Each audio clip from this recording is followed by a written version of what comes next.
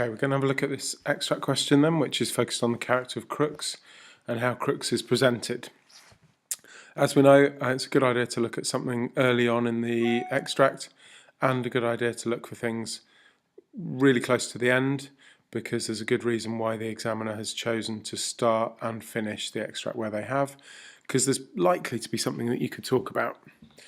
Then we're looking for a good range of points, tracking our way down through the extract, aiming for 7 to 8 short quotations that we can then talk about. So first up, we can talk about Crooks said, "I didn't mean to scare you." Obviously, we should have a good idea whereabouts this comes from. And in the storyline of Mice and Men, this extract takes place just after Crooks has been teasing and bullying Lenny into worrying that George may not come back from town. So here what we've got with Crooks is this apology, really, after and recognition that he's bullied and intimidated Lenny. So with this sort of apology, we get the idea that Crooks is a decent character. He's not really a bully. He was just taking out his frustrations on Lenny. So he'll come back. Obviously, he's talking about George. He's reassuring Lenny. I was talking about myself. A guy sits alone out here at night, maybe reading books or thinking or stuff like that. So this point that he's talking about himself, we've got this clear idea of loneliness, that Crooks is a guy who sits alone here at night, reading books or other stuff like that. Okay, so the quote is, "I'm talking about myself and sits alone here." The point we want to make is about Crooks's loneliness. Sometimes he gets thinking and he got nothing to tell him what's so and what ain't so. Maybe if he sees something, you don't know whether it's right or not. Still, he's talking about himself. He can't turn to some other guy and ask him if he sees it too. He can't tell. He got nothing to measure by. Now he admits that it's about him, so he changes from he to I.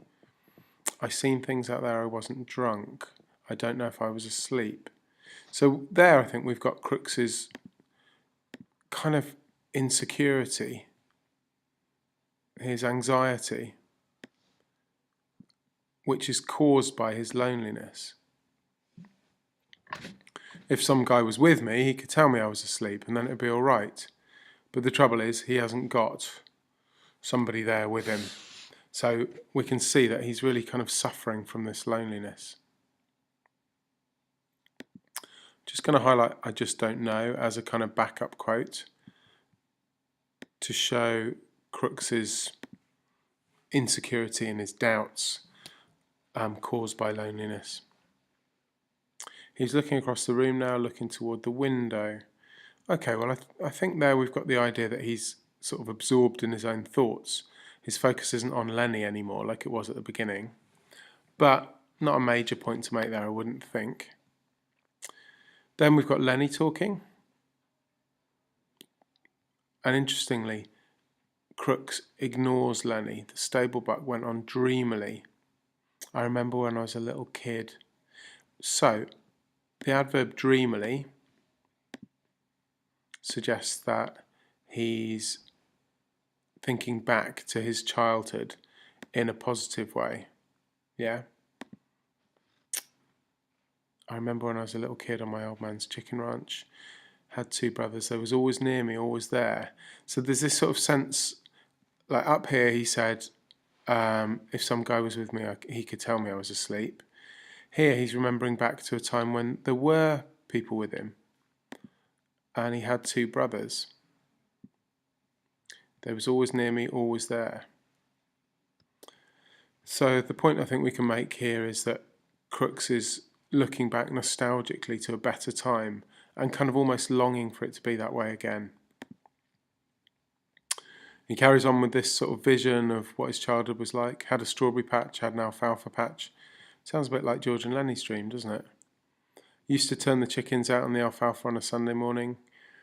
Brothers sit on a fence rail. White chickens they was.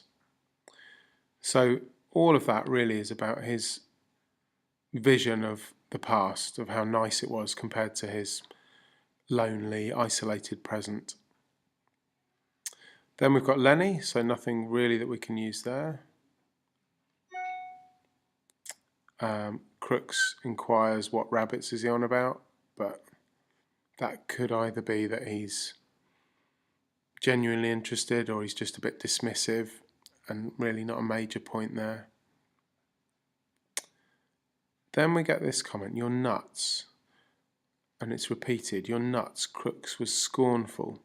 I've seen hundreds of men come by on the road and on the ranches with their bindles on their back and that same damn thing in their heads.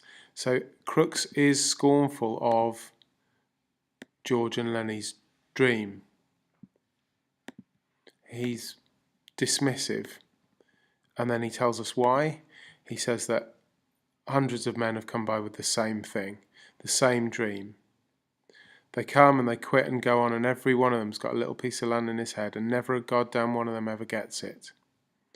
So that's why he's dismissive. Everybody's got this idea, but it never comes true for any of them.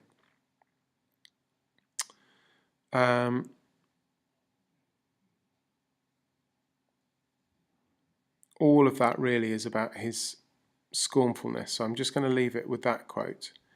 Scan reading down. The next thing I think we could look at is this comment. I read plenty of books out here.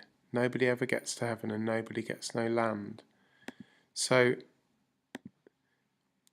it was mentioned early on how many books Crooks has got in his room.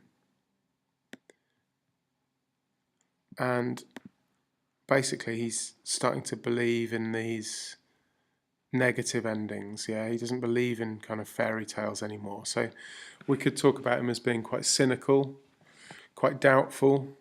Yeah, and he's cynical because he's seen the negative sides of life, not just in books, but also in his experience on the ranch. It's just in their head. They're all the time talking about it, but it's just in their head. So last final point, we could highlight that. Again, this idea of dismissing other ranchers' dreams, but I think maybe there's also a bit of selfishness from Crooks in wanting to disbelieve it, because if we link back to the first line, he said he didn't mean to scare Lenny, and I think the implication is that he was just taking out frustration on Lenny because Lenny's the only person weaker than him. Here we've got this frustration, I think, with Crooks that he's not even close to getting this dream. He hasn't got any friends. He's totally isolated. So I think there's also the frustration with other people even having their own dreams. Okay, let's see how that might look.